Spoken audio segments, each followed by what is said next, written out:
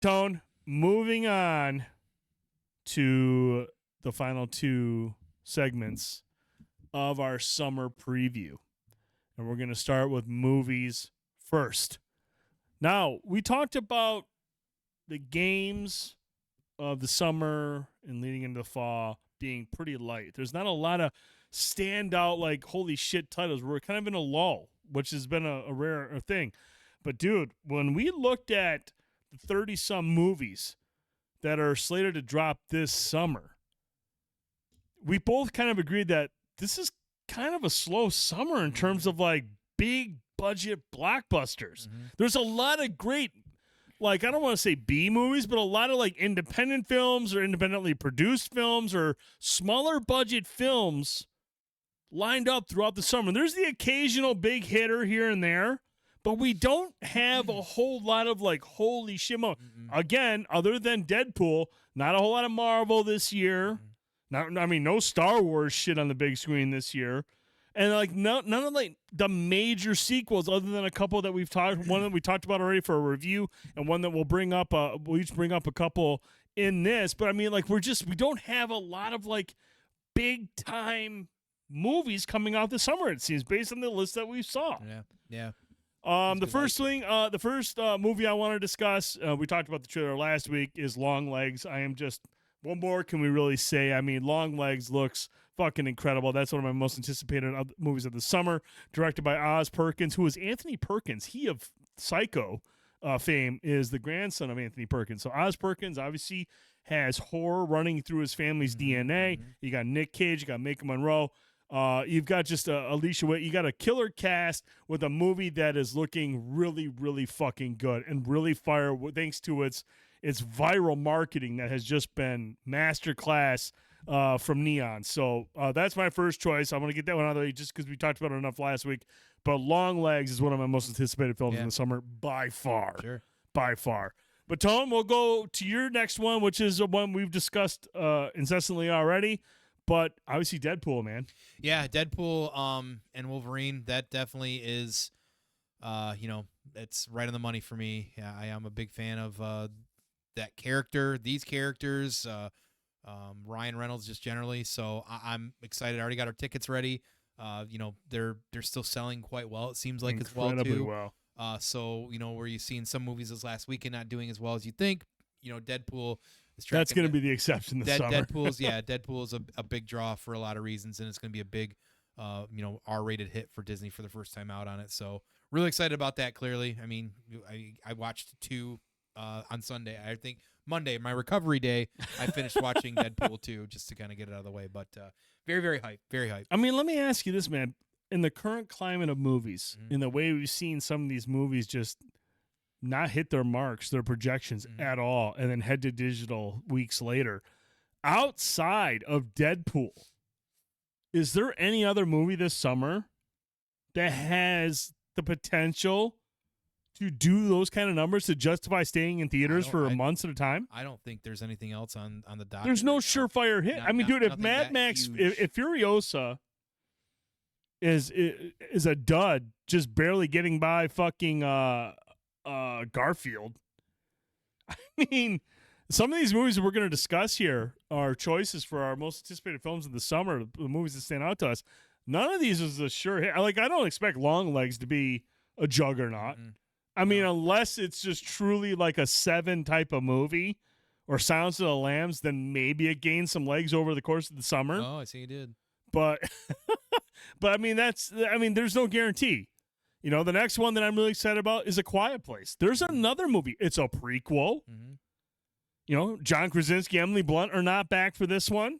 You have a great cast. You have Joseph Quinn from Stranger Things. He was Eddie. You got Lupita Nyong and Alex Wolff. You got a very capable cast. Very capable cast.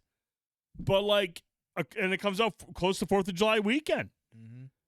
But it's a prequel. And, look, I think the trailers have been really effective. Again, the casting is great. You have great actors, but you've taken A Quiet Place from a more remote setting of Farmtown, USA, and now you're taking it to New York City. How much of this is going to be more Independence Day Yeah, exactly. than Signs. Yeah, that's a good analogy, I think, too, because that's what almost the vibe you kind of get, is that it's going to be kind of chaos for quite a while in this And movie. you can still have the intensity of A Quiet Place, but I mean, you're in New York City. There's people everywhere. You know, blowing up bridges and stuff. Like, I want to see this because I want to see where the fuck they came from, and I want to see how it all started.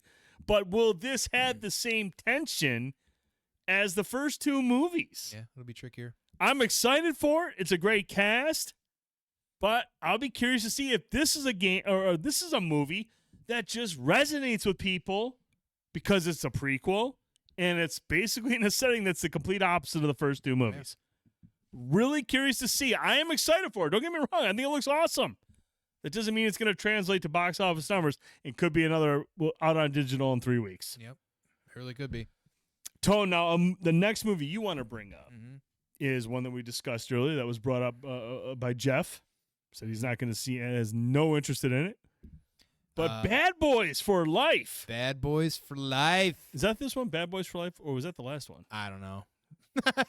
Look, a spider on the door. Go kill it. I'm not going fucking near that thing.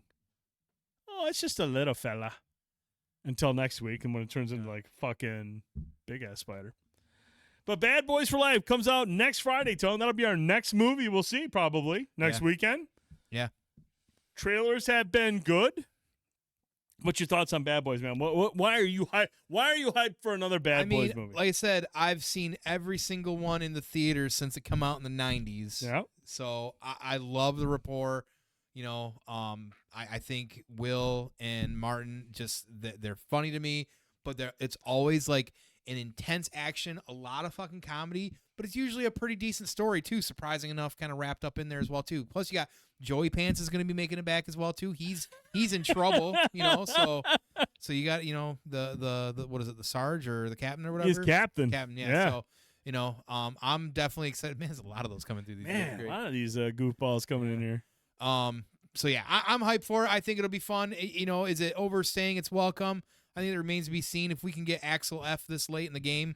I think it's okay to, Bad Boys at least been keeping itself consistent every few years. So we'll see. We'll see. Next Friday, Bad Boys for Life. I hope it's good, man. I really do. I really hope it's good. All right, so like the last movie that really stood out to me that I'm excited about, and I mean you touch on one here next that I'm equally excited about, but I don't want this one to slip under the radar because I feel like it's just immediately when the trailer came out, I thought it caught more shit than it really deserved. Yeah, I think I'm intrigued by it. Like, actually, I think it looks like it's fun. Borderlands, the live action version of the popular video game series from Gearbox Studios, drops on August 9th, starring Cate Blanchett, Kevin Hart, Jamie Lee Curtis. Who's your girl as Moxie? Gina Gershon. Gina Gershon as Moxie. Awesome cast. But the thing is, man, like look, the trailer itself I thought was very Borderlands. He's looking at you. I'm watching him. He's looking at you. I'm gonna fucking kill that thing. Was very. I feel like it captured the spirit of the games. I like the games. I know there's people that don't like Gearbox, rightfully so. Randy Pitchford's a fucking weirdo, but the movie itself captured the essence of the games.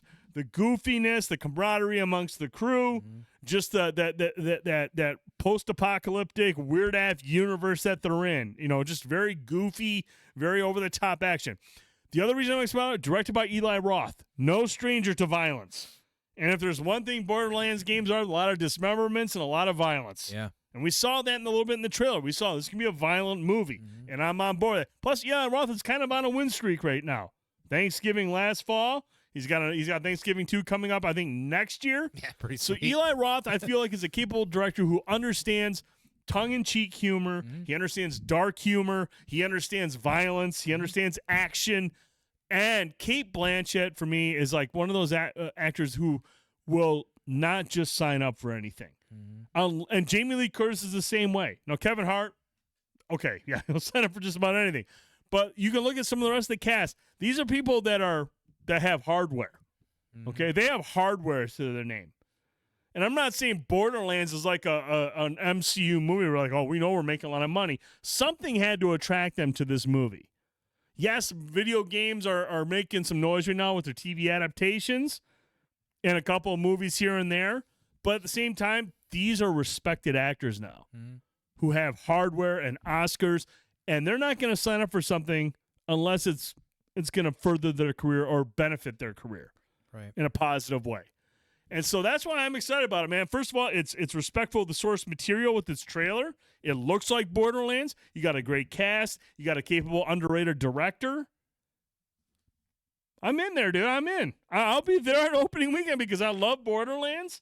And if they can capture the essence of the games that I've had a lot of fun with over there, that I've logged a lot of time in, if you nail this, that's a win, dude. Kevin Hart can't get on certain rides at Cedar Point. I hope for some fucking reason he just flips through YouTube and finds this video and hears you say that, and then just shows and just goes into the comments and says you're a fucking scumbag, because I'm gonna screenshot and be like, Kevin Hart endorsed our show. Yeah, he can't. I'm just saying. Piece of shit confirmed. Tone didn't mention how excited he is for The Crow. Don't worry, he's still got one more movie. Speaking of one more movie, Tone, I wanted this one because I figured you wanted The Crow, but you took this one. I'm equally excited for it, man. Alien Romulus on August 16th. Why are you hyped about this one, dude? Because it's fucking Alien. Yes. Period. I don't even listen, I know Prometheus, 1 and 2 or Covenant didn't really resonate with everybody. That's fine. I fucking love them. I'm good on it. I know that even the third Alien is not always I don't understand the hate for Alien 3. I don't get. No, Resurrection, I'll listen to that conversation all day. Whatever. Even that, even I still find enjoyment of that fucking movie, and it's not nearly as good as the other three. But I love the series, love everything about it. This definitely gives more of that Aliens vibe to it from a certain perspective as well too. So no, I'm excited for him to jump more into that universe and kind of bring it back home instead of a little bit less of why everything is happening, but more being kind of in the thick of it as well too. So just still figuring out what's going on. So I'll answer J Hill's question. He says, Crow, Longlegs, Trap, The Joker 2, are these later in the year movies that don't count on this list? We actually addressed Longlegs. We addressed The Crow. We're not thrilled about it. Trap is one movie that I am excited about, but not on my top 3 list because I don't want to go all horror. Yeah, we had 30 or 40 movies we had to choose. Trap is enticing, and The Joker 2 is not out until October, so that's a ways out. So we're talking summer movies right now. But yeah, Longlegs is my most anticipated movie this summer for sure. Crow, I mean, we've already there's a video on YouTube where Tone basically got a lot of people to agree with me. What's that? Got a lot of people to agree with you. me. You actually do have a surprising amount of likes and comments on that who are in your favor. So, absolutely. But no, Alien Romulus, directed by Fede Alvarez. It's pretty awesome. Alvarez came out recently and said that he brought back a lot of the special effects crew that worked on Aliens because he wants to focus on the practical effects side of things. And then, like George Miller in Furiosa, use CGI to enhance those practical effects, which I feel like is the best way. Dude, if I see a guy in a rubber suit, I don't fucking care because it's a goddamn xenomorph. And it's chasing people down, and that's terrifying to me. I love the fact that they were big on practical effects. I love that he brought back people who worked on the Aliens movies. He understands things. I'm still waiting for an official trailer. Hopefully we'll get one here soon. Yeah. We're getting closer to August. We still got a couple months to go, so they might be sitting on that one. But overall, I mean, there's a lot of buzz about that movie. James Cameron has already signed off. I'm sorry, Ridley Scott. No, wait, James Cameron did Aliens. No, Ridley Scott did the other two, though, right? He did Alien, and then he did Prometheus and Alien Covenant. Ridley Scott signed off on it and said it was fucking awesome. So, I mean, you've got the Godfather himself approving of it. You've got the director being respectful of the source material and understands that practical effects are what people want to see. They want to see the dude in the rubber suit, the girl in the rubber suit. That just all that stuff right there, plus an effective teaser trailer that captured the essence of all Alien movies 1, 2, 3, and completely avoid Resurrection. I'm really excited for Aliens, man. I think Alien Romulus looks fucking sweet. Yeah. I hope it's really good, but we'll see, man. You never know. Sometimes a lot of this hyperbole stuff, who knows? Ridley Scott could be a big producer, an executive producer, and he needs this movie to do good. So he's like, yeah, you got my approval. I think I do think that happens quite often with him. Yeah. I know because like Alien Covenant at least initially looked really, really, really good, and a lot of people were excited about it, and it kind of fell flat for a lot of folks. Like I said, it didn't really for me because it continued. I felt the Prometheus story pretty well, but even Prometheus, you know, he had a slippery slope getting that out because people just wanted more Alien. He's like, well, it's. He's at the end. It's in the same universe, but it's not really the same. Yeah. And you watch the movie, you're like, how is it not the same, bro? This is Like, literally the ship. yeah, like, or something. So yeah, it's just kind of weird, but Kind of weird indeed. But we want to get you guys girls' thoughts. What movies this summer are you excited about? There's a lot of great movies. There's a lot of interesting movies that really stand out that aren't your typical big budget summer films. So I mean, there's potential for a couple winners here and there, but I feel like in order for these movies to be successful, they have to just move the needle. And I don't know, outside of like Deadpool or maybe something like Alien, or if Longlegs were to get lucky and be like a 7 type of like movie where everyone's like, holy shit, did you hear about this fucking thriller? It's incredible, like 7 was. It's really difficult for these movies to really kind of like stand out and get a W. So we'll see what happens. Well, let us know in the comments below what movie you're looking forward to the most.